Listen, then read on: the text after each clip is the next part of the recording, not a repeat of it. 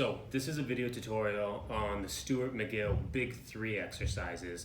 So Stuart McGill is a spine doctor in the United States. He focuses on spinal injuries and like lower back health. So it's 3 basic exercises. I'm going to show you progressions and regressions, and I'm going to go through one full round myself. Okay, so the first exercise is called a bird dog. So with the bird dog, we're coming on all fours here. Make sure that your head's not here because a lot of people will do that. So take the head and pull it up as much as you can so you have nice neutral spine there. So easy version of the bird dog is one limb at a time. So you want to try to maintain neutral spine, and you can send one hand out here, smooth, other hand out here. From there, you'll kick a leg out. You have to push out here, other leg here. When you do this, you want to try to squeeze the glute and squeeze the quad. So when the leg's out, you're also squeezing this muscle here, extending long. You're not trying to go high. If you go high, you're arching the back and you're causing more problems. So that's the easy version of the bird dog, one limb at a time. Easiest is going to be hands. Legs are a little bit harder because that's where the problem area is, okay? If that feels pretty strong and you're not bad and you're not arching and you're not rotating and moving too much, from there you'll do opposite hand, opposite leg. So one, trying to reach long. When you're here, you almost want to try to squeeze the abs. So abs are tight, then you extend while trying to keep those abs tight. 2, 3, 4. So each rep, when you bring everything back to this tabletop position, try to squeeze the abs like you're bracing for impact, and then extend your limb. Whether you're doing hand and leg or single arm, single leg, it doesn't really matter, okay?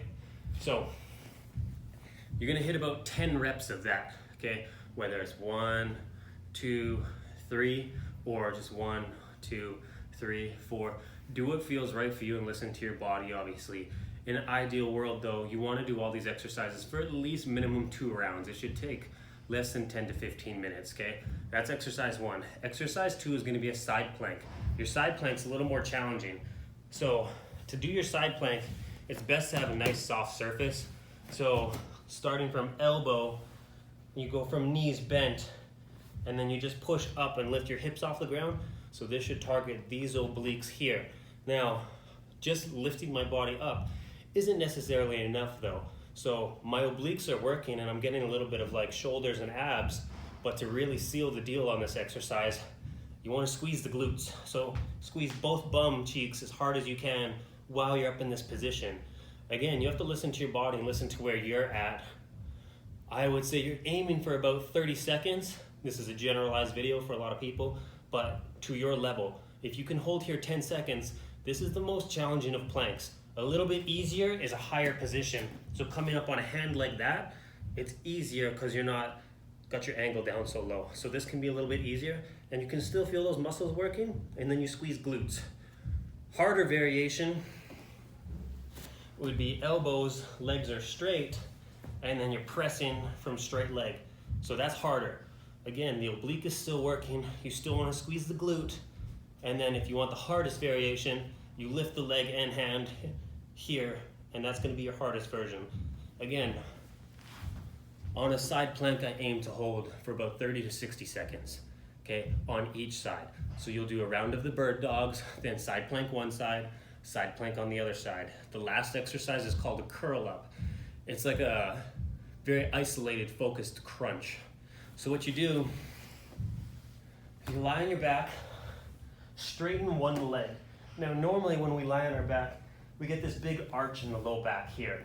So you can normally kind of fit a hand into that low back, or you have a natural arch in the low back. Take both hands and you want to try to get them underneath that low back where it's open space. From there, you're just doing a crunch where you're just trying to set up just enough where you squish your hands. So the hands get squished, shoulder blades are off the ground. That's 1 rep. So you're down here, you breathe in, and then breathe out.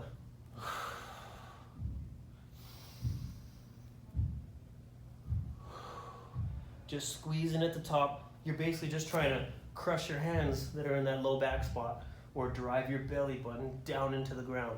So do 10 reps here, and then switch legs, same routine, 10 reps there.